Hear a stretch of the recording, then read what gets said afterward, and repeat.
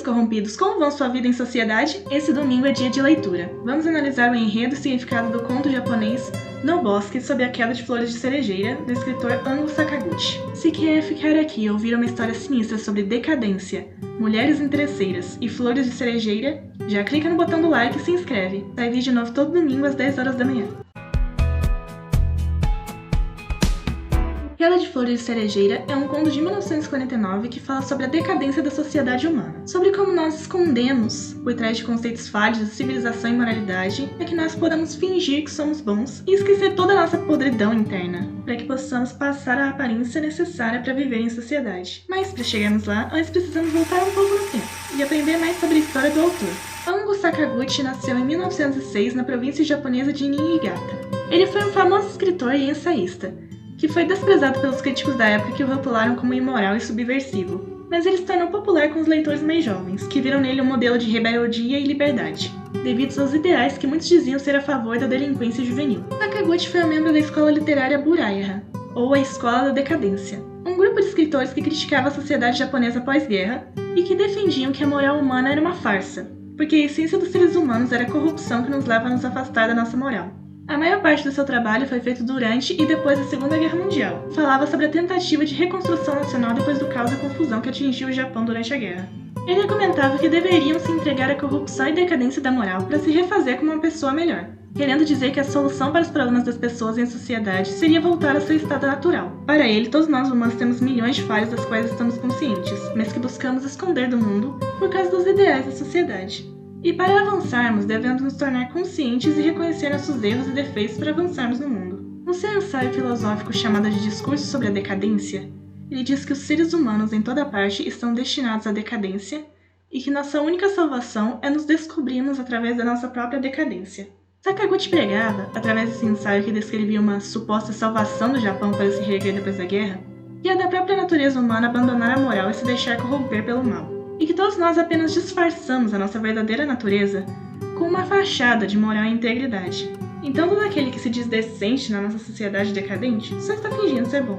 No Bosque sob a Queda das Flores de Cerejeira, um dos seus trabalhos mais famosos, ele fala sobre como a vida em sociedade corrompe e destrói o homem inocente. Portanto, é uma fábula onde ele procura ensinar os leitores sobre o mal da sociedade e da necessidade de uma vida mais pura e simples, ainda que essa mesma vida acabe na decadência do indivíduo. É um modo prático dele apresentar seu ideal, sobre como toda moral humana é falha, mesmo que, ao mesmo tempo, ela seja necessária na nossa sociedade atual para os indivíduos conviverem entre si. O conto fala sobre um casal que consiste em um bandido que mora nas montanhas rurais e uma mulher que mora na capital do país. O bandido vivia na mata, vivendo da caça ou do que podia roubar dos viajantes na estrada. Era uma vida pacífica e tranquila, que ele amava mesmo que fosse simples, mesmo que ele viva praticamente sozinho. No entanto, ele possuía uma única preocupação. Ele morria de medo das flores de cerejeira que brotavam durante a primavera. Ele morria tanto de medo que jurou nunca passar por debaixo de uma única árvore de cerejeira em flor durante toda a sua vida. Sakaguchi, através desse personagem, busca representar o homem em seu estado natural, simples e sem moral, vivendo por conta própria, através dos próprios instintos. Um dia, ele encontra uma mulher viajando pela floresta. O bandido se apaixona tão fortemente pela mulher que ele pede que ela se case com ele. Assustada, a mulher concorda, mas apesar da sua aparência tímida e bela, a mulher logo se revela muito caprichosa e manipuladora. Ela pede que ele a carregue quando eles sobem a montanha, exige que o bandido preste atenção somente nela, e reclama de toda a comida que ele caça. Porém, o homem ama-a tão profundamente que apenas a obedece em tudo. A partir desse momento, é quando o homem natural percebe que ele estava absolutamente sozinho antes. Agora que ele vive com outra pessoa, ele percebe a própria solidão. Sakaguchi, em seu ensaio O Berço da Literatura, diz que a origem da literatura está na solidão, porque a solidão da vida é tão completa que apenas quando nós nos damos conta do seu vazio, da sua escuridão e crueldade, que nós começamos a ter esperança de nos salvar. Então a solidão afeta tanto uma pessoa que só percebemos o quanto ela é profunda, o quanto é corruptora quando não estamos mais sozinhos. E perceber essa solidão é o que leva o bandido a se tornar tão obcecado pela mulher. Até que um dia, a mulher diz que está cansada de viver no campo e quer que eles se mudem para a capital. Irritado, o homem concorda só para agradar a mulher. Os dois passam a viver em uma casa de campo na capital do Japão. O bandido não se encaixa e se sente incomodado em viver na cidade, mas permanece por insistência dela. Mas, mesmo assim, a mulher não se mostra satisfeita só com isso, e pede que o homem mate pessoas só para agradá-la todas as noites, para que ela possa brincar com as cabeças dos mortos como se fossem bonecas. Da mesma forma que o homem representa o mundo natural, a mulher representa a civilização humana, com todos os seus caprichos e todas as suas contradições. Assim, ela arrastar o homem para a cidade representa o homem sendo retirado do seu estado natural pela manipulação da sociedade. Sendo o homem forçado a entrar na sociedade, ele luta para se encaixar. Afinal, na sociedade há regras para seguir, há uma etiqueta que você deve aprender, mas em algum momento ele se cansa e esgota. Esse depois de suportar os maus tratos e exigências da esposa e de lidar com o desconforto de viver na cidade, o homem decide que já chega. Ele não se encaixa na cidade e se cansa de fazer só para agradar a mulher. Ele dá um ultimato à sua esposa e diz que está cansado de obedecer aos caprichos dela. Isso não tem fim, diz o homem. E daí que não tem fim? Questionou a mulher. A vida é assim, nada tem fim. Comer todos os dias não tem fim. E dormir e acordar todas as noites não tem fim. Nada nunca tem fim.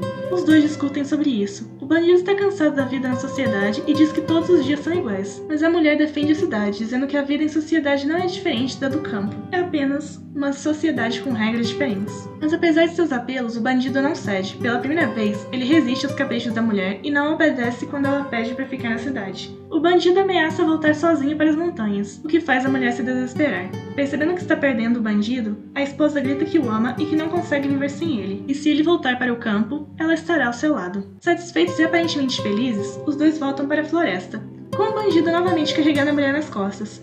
Sendo primavera, as cerejeiras estão em flor.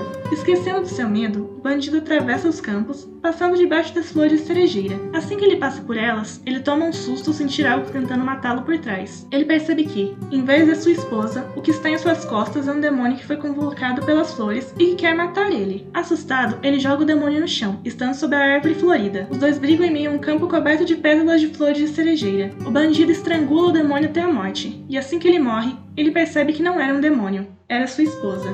Ele apenas alucinou que ela era um demônio por estar debaixo da cerejeira florida. Antes que ele possa se lamentar ou chorar por ela, ele rapidamente morre também, jogado ao lado dela como se os dois fossem um só. As flores continuam caindo até cobrirem eles completamente. E assim que o vento sopra as pétalas, só há flores debaixo da árvore. O casal desaparecendo como se nunca tivessem existido. Ainda assim, ninguém sabia o segredo do bosque de flores de cerejeiras em plena floração. Talvez fosse a solidão, que o homem já não tinha que temer a solidão. Ele próprio era a solidão. O final repentino e trágico é o único final para a relação entre homem e sociedade. Agora já não havia sobrado mais nada, nem do homem nem da mulher. O homem representava o mundo natural, a esposa representava a civilização e a sociedade que os humanos criaram. A interação de ambos resultou na destruição e ruína, e quando um dos dois morre, o outro também deve morrer, porque ambos se tornam uma coisa só ao interagirem. E tentar separar o homem da sociedade é uma forma de morrer. No final, a lição que resta é essa: viver com a sociedade é difícil, mas se retirar de vez da civilização humana é o mesmo que morrer efetivamente para o resto do mundo.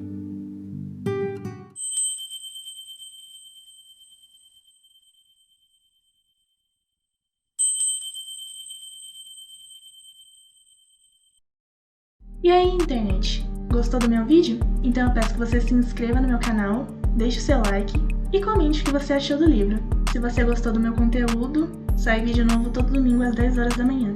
A Moça Nerd desliga. Até semana que vem. Tchau!